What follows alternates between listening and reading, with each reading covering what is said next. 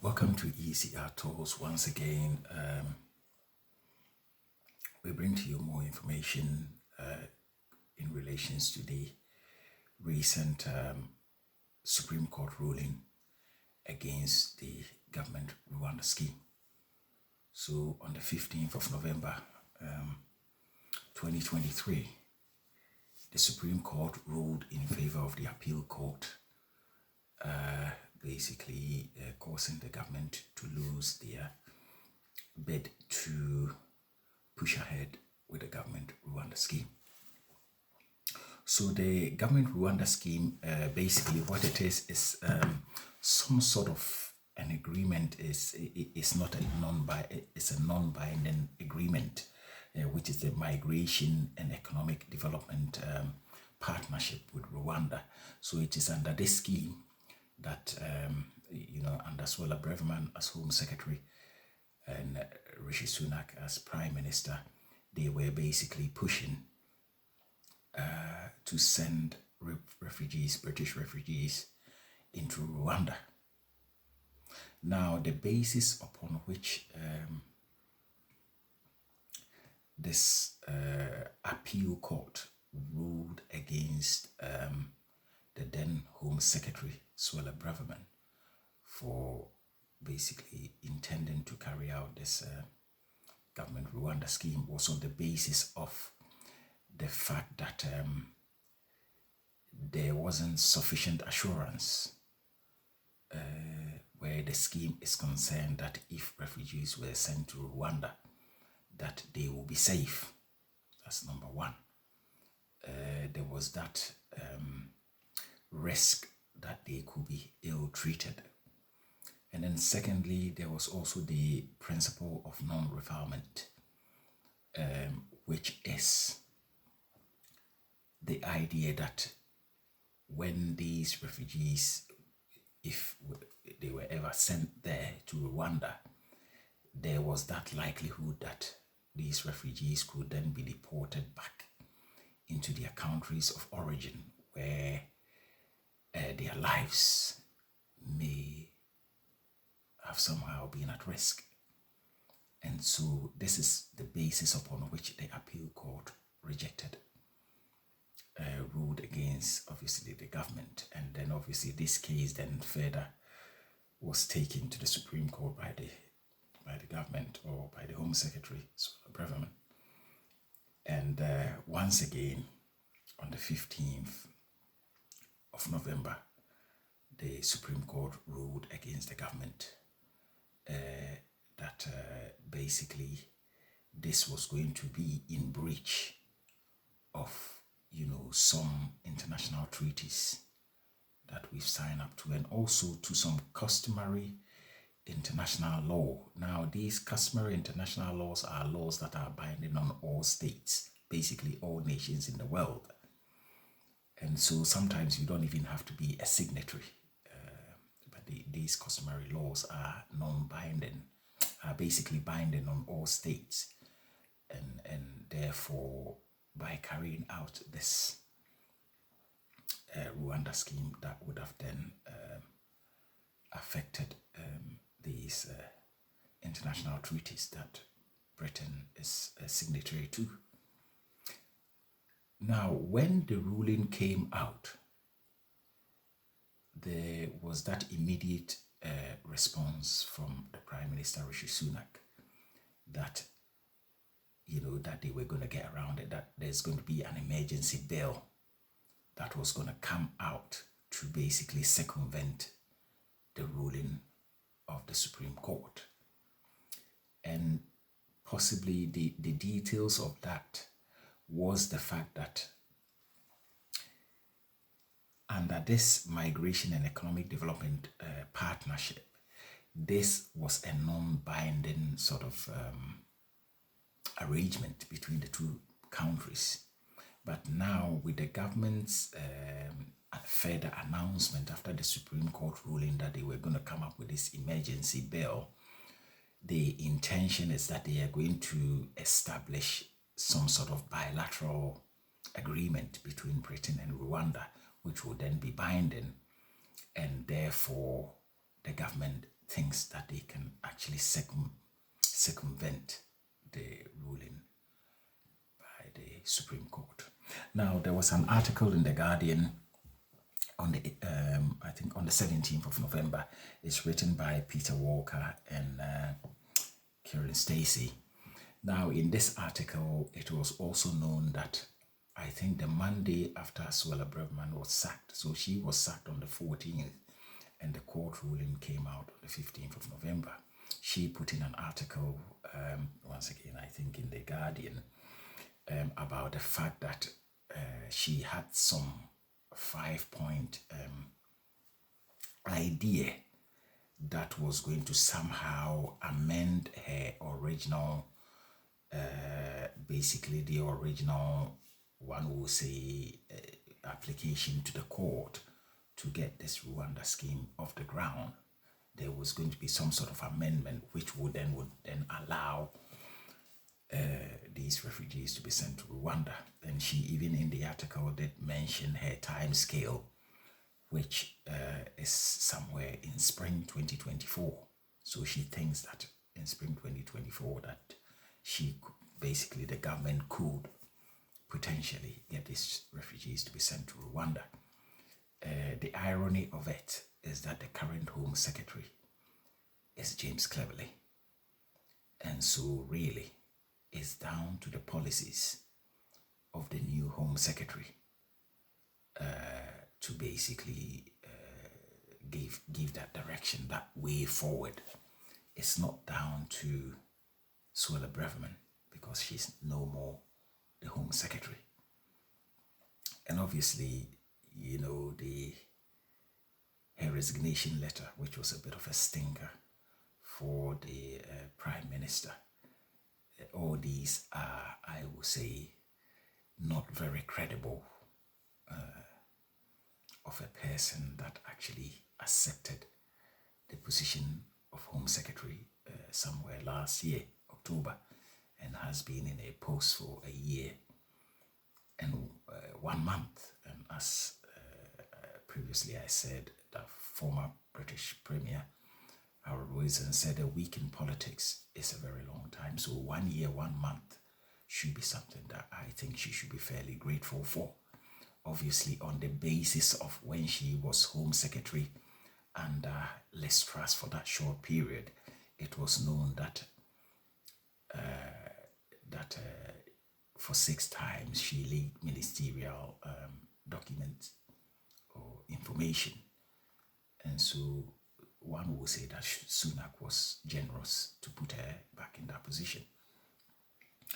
And so there is also Damien Green, who also served as Deputy Prime Minister under Theresa May, also did mention the fact that the stance that is being taken by the former Home Secretary, being Suella Braverman, and the Prime Minister, or the government as a whole, he compared it to, the Chinese Premier, Xi Jinping, and also compared them to Putin. It's almost comparing them to these dictators. So the idea is that Britain is a country where the rule of law is always upheld. Now, going back to the history of this nation, this has been a nation where people that are running from persecution have always found refuge in this country. And many people have come into this country. Obviously, children of migrants that are born in this country, refugees that are born in this country, that have grown up in this system and obviously are fully fledged British people. This shows the generosity of this country to its people. And so, many of these people that are, sort of making these policies or trying to breach international treaties to send these people that are running from persecution elsewhere must think twice in a way of their actions, in the sense that, one must think about how generous this nation has been to them. And so the idea is that you try to improve upon what we have, what we've always had as a nation. You work, when you put in a position, a public position and a position of responsibility, you work towards improving what we have already. You don't actually work to decline the values of the nation. So, for example, the actions of the government basically announcing this emergency bill to basically intending to overturn the or circumvent the ruling of the Supreme Court. One thinks about it and say, is this a good thing? It's no good thing, because once you put through this emergency bill, what you're doing is that you are not allowing Parliament to basically go through the standard process of debating this, whatever it is that you're doing, a bill that you're going to put through. It needs to go through the normal process, the due process, the time that it needs time, so that various objections can be raised, just to ensure that what is being done is actually the correct thing. So having this emergency bilateral agreement with Rwanda as a solution really is a bit of a non-starter. Now, critics have actually basically concluded that this type of tactics of trying to basically block or discard international treaties such as the European Convention on Human Rights, ECHR, and even our own domestic law, which is the Human Rights Law of 1998, trying to get around these established laws within the land, just to push ahead with this sort of short-term egotistical ideology, is not something that one really expects people that are put into these powerful positions to do, but to actually act to the best interest of this nation and the people within the nation and humanity as a whole. And so the ruling against the government, basically the Supreme Court upholding the decision of the appeal court, Lord Reed, who is actually the president of the Supreme Court, was concerned, basically the stance that the government was taking. He was concerned on those two grounds, on the grounds that the people that were going to be sent to Rwanda was going to be at some sort of risk. Then the issue of the non-refoulement was also an issue where he felt that if people were sent there, that the Rwandan government later on could send these people back to their home countries where their lives could be at risk. The reason is that the original Migration and Economic Development Partnership is not a bilateral agreement. It is not a binding agreement, and therefore there were kind of holes in it.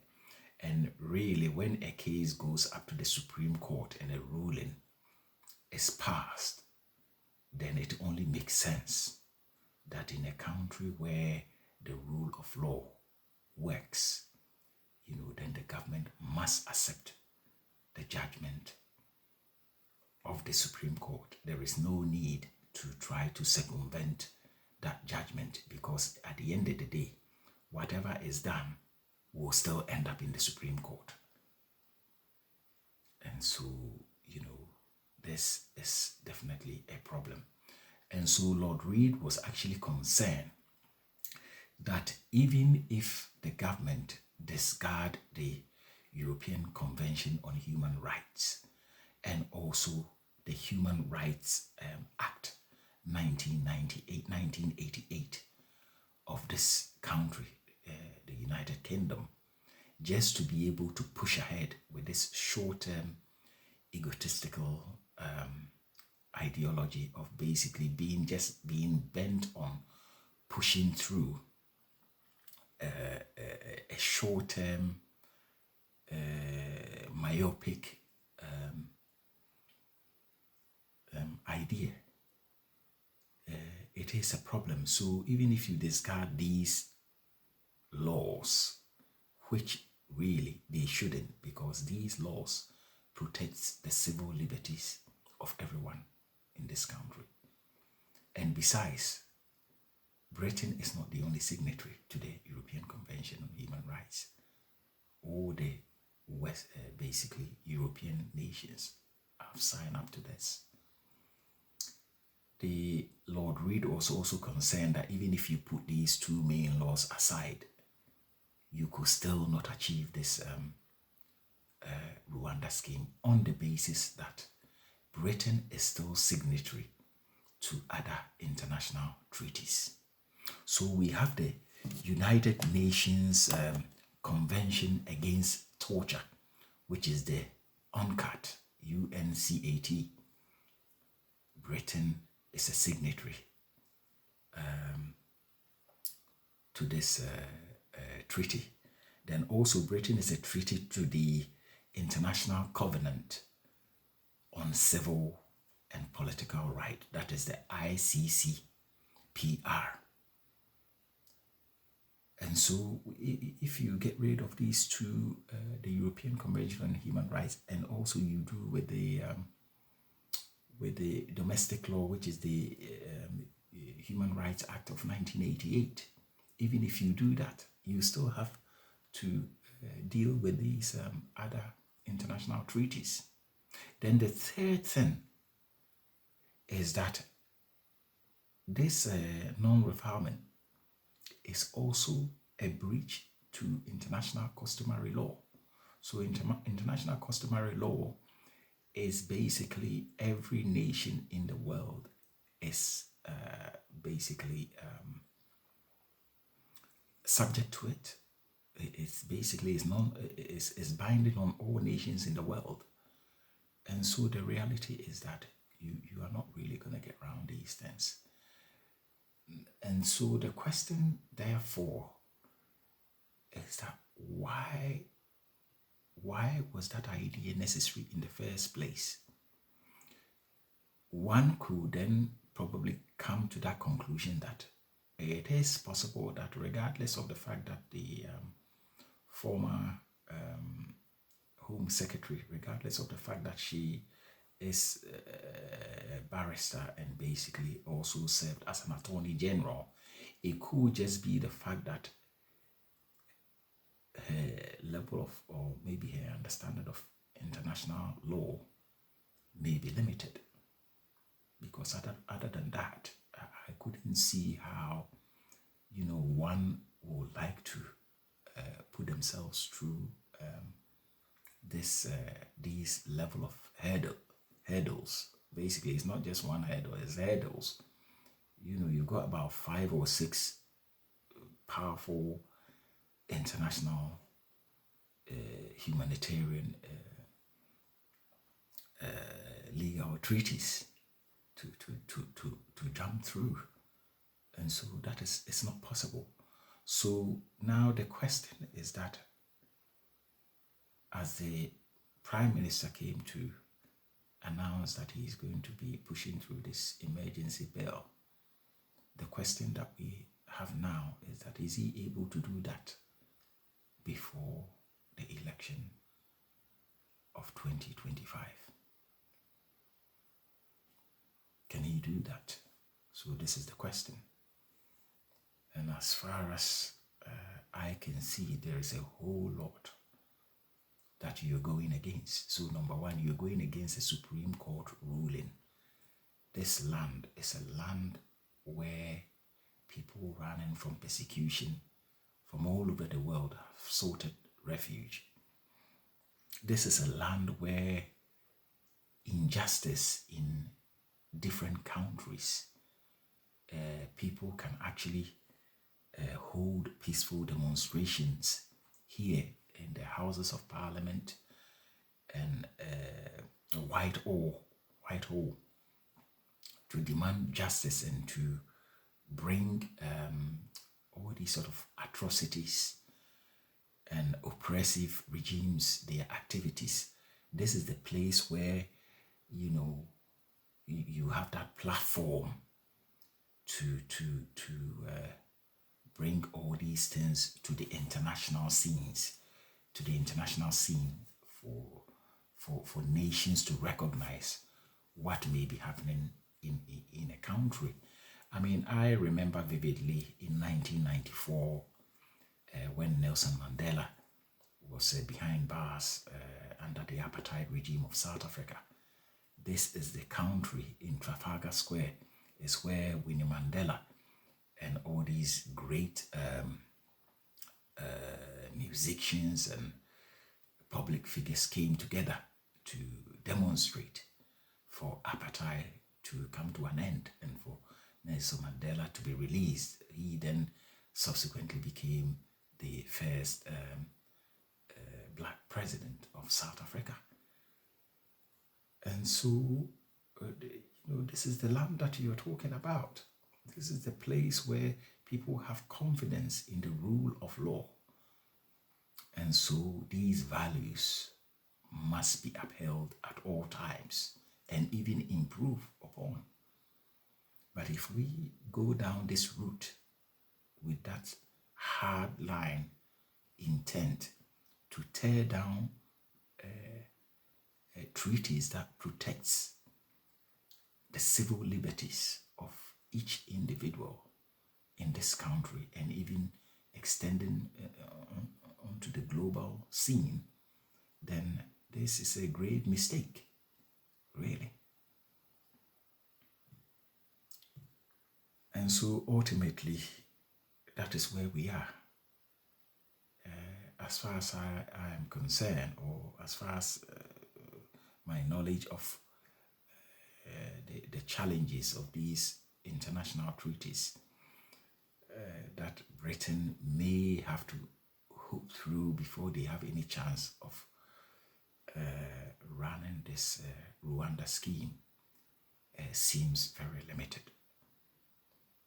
And at this stage, I couldn't see how possible it's going to be for this Rwanda flight to take off before the next election, which may be in 2025 or even before. And so we must be thoughtful as a nation and as people in power when given the opportunity to lead the nation, must lead the nation with integrity, with accountability, and with dignity, and also to lead in a way that continues to build the image of this nation. I mean, we've done the Brexit, and the consequences have been very evident to everyone. In all fairness, as I always say, the votes that led us out of the European Union, it's definitely questionable, because getting out of the European Union is almost like a constitutional change of which you need at least 60% of the votes of people. And even if let's say, assuming that 50% of the people that are supposed to vote actually vote, then you probably need about 80% of that 50% to be able to make such changes, which are almost at the level of constitutional change. And so we must be very mindful going forward in the way that we choose to do things. And the concern that Lord Reid also had was the fact that Rwanda, basically this is not the first time this type of scheme has been pioneered through Rwanda, that historically Israel have also used this scheme where they send people to Rwanda, and it is known that Rwanda did breach the principle of non-refoulement by basically sending these people further back to their places of origin where their lives was deemed to be at risk. And so this is the reason why the ruling was made against the government. And so it is only wise that if we have a new Home Secretary, James Cleverly, is come to basically take on the position, then it is wise that maybe there was no need for Suella Braverman to be writing any further articles concerning this matter.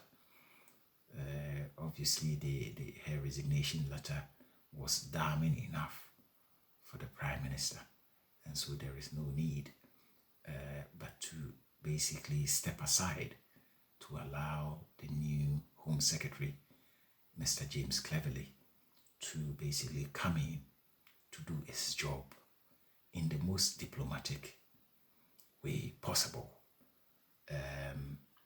There is that potential that the nations that these refugees are coming from, that some sort of collaboration and cooperation, working hand in hand, could help in bringing a solution to these problems. Secondly, these people that are being housed in hotels, costing the nation so much money, these are able-bodied people that could be offered an opportunity to work in the low-skilled areas of the economy where there are labor shortages, working in farms. There are places of work shortages, and so one is not suggesting that these people should be forced to work, but at least once they come in and they are being processed, they could be given the opportunity to do some sort of work where they basically choose this at free will. Then also, if they are going to be a problem for communities, then, safer places could be built, detention places, obviously very humane environment in some sort of areas where they are not going to be conflicting with local communities that may find their presence as a problem. These places could be built, but they have to be humane. And then also, we need to upscale on the level of employment within the Home Office. If you have mounting cases, then you need to get the staff to basically clear these backlog. The reason is that under international law, you cannot go and say, I've got mounting cases that I don't have sufficient staffing, or we don't have enough people that are going to be working through these cases. And so it would not be an excuse. So the reality is that you need to basically increase your staffing levels and to clear those backlogs and maybe streamline, simplify the processes these asylum seekers do go through in assessing their positions and making quick decisions, i.e., as in whether they are genuine or whether there is that, if there is no threat, all these things can be investigated. And so that Britain knows its position with the various countries where a bulk of these people are coming from. And if they are a genuine place of war or danger, then surely you should not take them back and basically just find a way to get these people to assimilate into the system. Also, there is also that issue about how do we assimilate these people into the system, because I think in the history of this nation, maybe we've fallen a little bit short on that. In other countries, when you go, you'll be given an identity card. The police knows where you are. There is a mandatory, maybe a course to follow. Where there's a system of reward, discounts, and offering them these sort of opportunities whereby they will now follow the system to learn all things British, so that whilst they are being assimilated into the system, they will understand how the system works. And so if they are very much aware of how the system works, then they are more likely to follow the rules of the nation and act and do things as good citizens. And so this should basically be the end of this video. Your opinion always matters. If you have any ideas, feel free to put it in the comment box. This is a learning platform where we are all putting ideas together, because as the word goes out there, it can only help generally with improving the way things are done in the nation. So once again, thank you for watching ECHR Tours. Until our next video, have a good evening.